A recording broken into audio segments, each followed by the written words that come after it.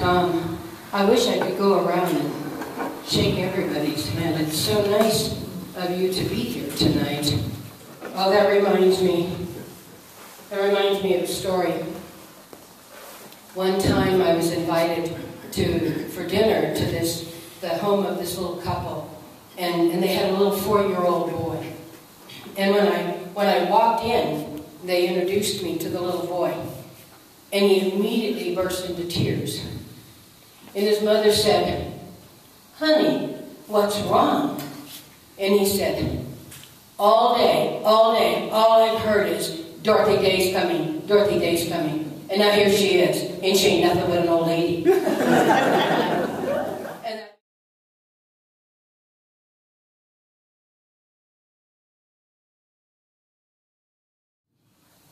And so they wanted me to come and talk to you, and they hoped that if they gathered some people together, maybe some of you would empty your pockets so that they could get a new roof. So now you know why you're here, and now you know why I'm here. So I said, sure, I'd come back for a little while. I brought along some notes. How many of you have read that some of Dostoevsky's books? He was really, really important to me. And in one of his characters says, "All my life I have been tormented by God." And that's really, I think, how I always somehow present in my life, somehow calling me. I remember when I wrote the autobiography, I remember trying to remember back when I first met God. And I remember I was about 8 years old. Oh, I didn't tell you. Okay, let me start at the beginning. I was born November 8th, 1897 in Brooklyn, New York. And my father was a journalist, and my mother was a stay-at-home mom. I had 2 older brothers, and a younger sister, and a younger brother. And when I was about 8 years old, my father got a job with a newspaper in San Francisco. So we moved from Brooklyn, and we were actually renting a little house in Berkeley, waiting for our furniture to arrive. Big, huge Bible, and I decided that we would play school. And how many of you used to play school? How many of you were always the teacher? Yes. So I was always the teacher. And so I said to Della, "Sit down, let's play school." And so Della sat down obediently, and I opened the Bible, and I just began to read. And as I read, I became aware of this, I called it a personality then, this presence in the room. And I knew immediately that it was God. We had no religion in our house. Dad had a Bible, but we didn't go to church. They sent us to parochial school when I was like in the 1st and 2nd grade. And I remember from that we would recite the Our Father by putting our head down on the desk. But no real, in a sense of meeting God.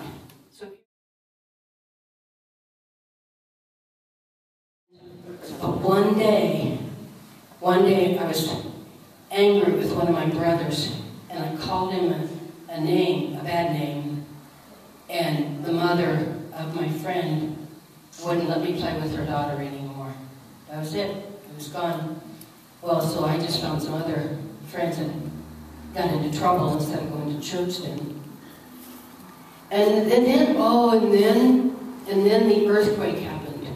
When was the earthquake in San Francisco? 1906? Okay, so the big earthquake happened. And I remember that was really, really strange. Mom and Dad, my mother and father, took my brothers and my sister out of the house and left me in my bed. And I don't know if they were going to come back and get me or not, but I remember my bed rolling across the room, and then the shaking stopped. And it was dark, it was like 2 in the morning, and I felt very alone and very frightened. But Mom, they came back in to get me then.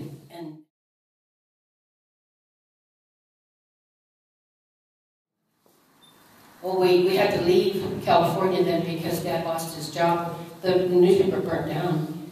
And so we moved to Chicago. And it was in Chicago then that I had my next, what I would say my next God experiences. My heart just flooded with love for Mrs. Harrington. And that image actually stayed with me the rest of my life. Whenever I would think of Mrs. Harrington, 10 o'clock in the morning, breakfast dishes are done, and there she is on her knees praying, my heart would just fill with love. This saint, and I decided right then and there that I was going to become a saint. And so I would kneel by my bed on the wooden floor until my knees hurt. And Della would say, Dorothy, come to bed and tell me a story. And I'd say, Della, get on your knees. We have to become saints. And so I became very kind of pious at that time also. One time I remember running across a letter that I wrote to a friend when I was 15, and it was full of all this pious stuff. So those are kind of the God experiences that ran through my early life. So, in the jungle, that's right. So, but when I read that book, it impacted me so much. Maybe because we lived in Chicago, and the book takes place in Chicago, about a migrant who works in the meatpacking plant, and the horrors, and the terrible, terrible working conditions. And I've often thought that that's when I got my vocation to work with the poor. That's really when my heart was stirred. I used to ask my mother, why is there so much injustice in the world? And she would say, well, it just is. But that didn't make sense when we lived in the nicer part of Chicago, after we moved out of the poorer flat. One evening, the doorbell rang, and one of my siblings opened the door. My father was not happy because there at the door was the local Episcopal priest. And my dad was sitting there with his cigarette and his cocktail. And so the priest came in, and he wanted to invite everybody to come to the church. So my father, of course, said that we would do that. And of course, he didn't mean that. But he did say, he did send us, myself and my siblings, I didn't see anybody taking off their coat to give it to somebody, or opening their homes, or any of those things.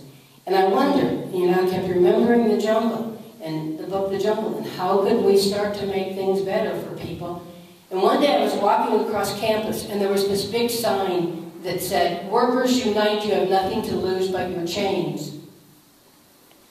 And I became very, very excited, because here was somebody who was trying to do something. And so I walked up to see who it was, and it was the young communist group that was trying to make a difference. And so I began to hang around with them. I quit going to church. I started smoking and cursing a little bit so they wouldn't think I was still religious. And started to see what could they do.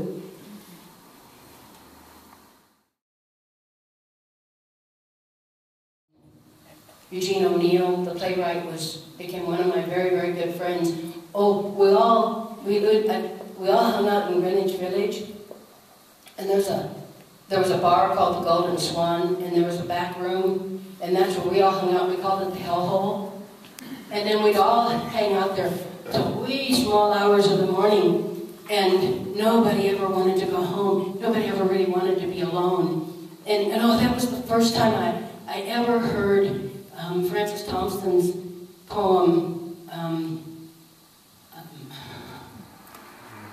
What's the name of Francis Thompson's poem? Hound of Heaven. Oh, Hound of Heaven. They guided from beginning to end, and he would sit there looking very drunk and looking very dour and black, and his head would hang down on his chest, and he would recite this entire poem. Well, it fascinated me. The poem fascinated me. I knew that at some point I was going to have to confront the beginning of my life and the end of my life. I remember I could outdrink them all. I used to go from table to table singing when Frankie and Johnny were lovers. But then, you know, wee small hours of the morning, eventually we had... One time I worked as a nurse in New Orleans, and I had a friend there that was a Catholic, and we would go to Mass together. In fact, she gave me a rosary that I always carried with me.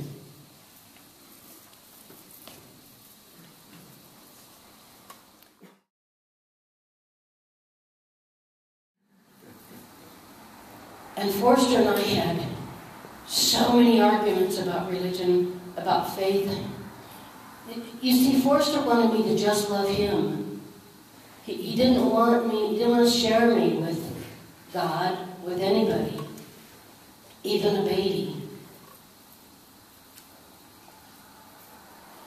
Our beautiful, beautiful, precious daughter, Tamar Teresa, was born on March 4th.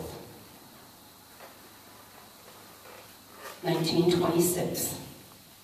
We always moved to the city during the winter because it was too cold to stay in Staten Island, or stay in the cottage. And so we had the baby, and I will have to share with you that was one of the most powerful moments in my life.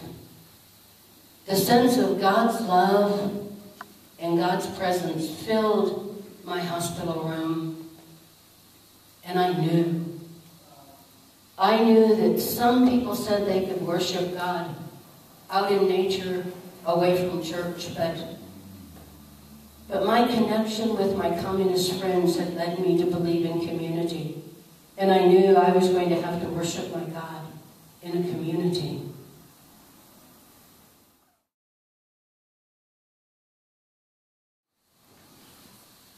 Right after Christmas in 1927, we had a really, really bad argument. And Forster stormed out, slamming the door like he always did. And I knew I had to put a stop to the way we were destroying one another. I knew I had to answer God's call. So I made the decision I wouldn't let him back in. The next morning I called Sister, and I just said, I'm ready. And she said, meet me at the church tomorrow morning.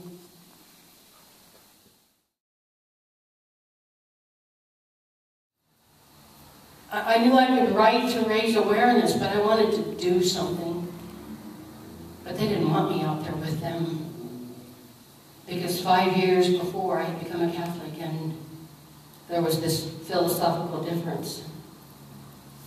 So they didn't want me there. As soon as the march was over, I wrote my story.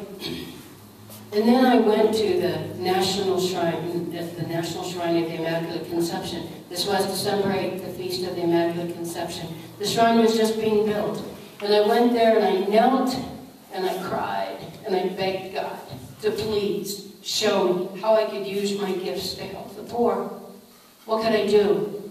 Please, God, show me. We needed roundtable discussions for clarification of thought. And we needed agronomic universities. Anybody know what an agronomic university is? Farms. They said we needed farms where the unemployed could learn to grow their own food and maybe create cottage industries. Now, Peter had a way of inspiring, and for me, and lots of people, but I grabbed hold of his ideas, and I was excited, but I was really excited when he said that we were going to make this plan known by starting a newspaper. I knew how to do a newspaper. I was a journalist. At one point, Michael Gold had made me editor of the Social Call, so I knew how to set up a newspaper.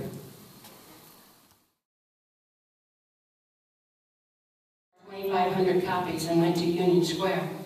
Now this was the Communist Labor Day. There were hundreds of thousands of communists there that day. And they were on one side of Union Square selling their paper called The Daily Worker. And we were on the other side of Union Square selling ours, saying, "Read the Catholic Worker daily." It sold for a penny a copy. It still sells for a penny a copy. You can subscribe to it through the New York Catholic Worker.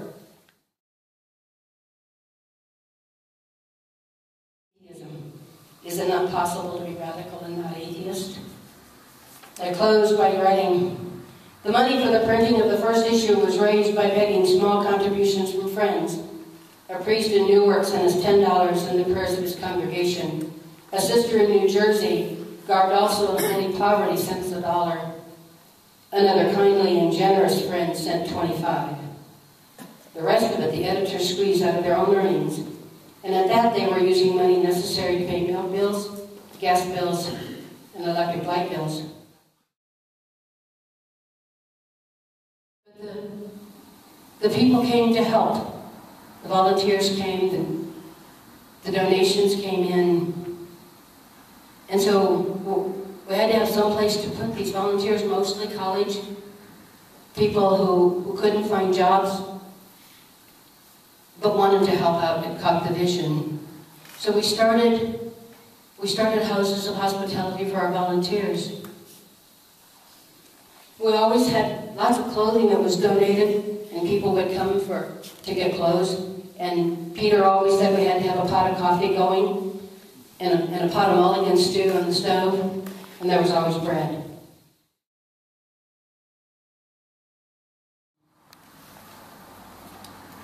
I first wrote against the Spanish Civil War,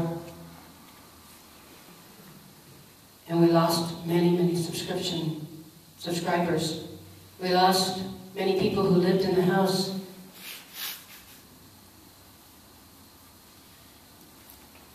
But you know, I couldn't be anything but a pacifist.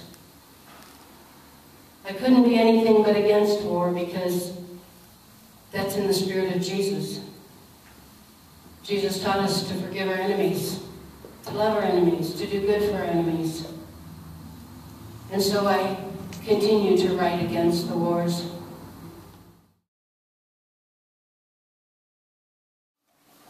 This is how I closed my autobiography.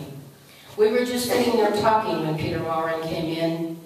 We were just sitting there talking when lines of people began to form saying, "We need bread." We could not say, "Go, be thou filled." If there were 6 small loaves and a few fishes, we had to divide them. There was always bread. We were just sitting there talking, and people moved in on us, that those who can take it, take it. Some moved out, and that made room for more, and somehow the walls expanded. We were just sitting there talking, and someone said, "Let's all go live on a farm." It was as casual as all that, I often think. It just came about. It just happened. I found myself a barren woman, the joyful mother of children. It is not always easy to be joyful, to keep in mind the duty of delight. The most significant thing about the Catholic worker is poverty, some say. The most significant thing is community, others say. We're not alone anymore. But the final word is love. At times it has been, in the words of Father Soshima, a harsh and dreadful thing, and our very faith and love has been tried through fire. We cannot love God unless we love each other, and to love we must know each other. We know Him in the breaking of bread, and we know each other in the breaking of bread, and we're not alone anymore. Heaven is a banquet, life is a banquet too, even with a crust, where there is a companionship. We've all known the long loneliness, and we have learned that the only solution is love. Love comes with community. It all happened while we were sitting there talking, and it is still going on. To keep sitting around talking, to figure out how can you use your gifts to help the poor, to reduce the violence, to stop the wars. It can happen if you just keep sitting around talking. I'm coming. I'm on my way. Thank you so much for letting me be here with you.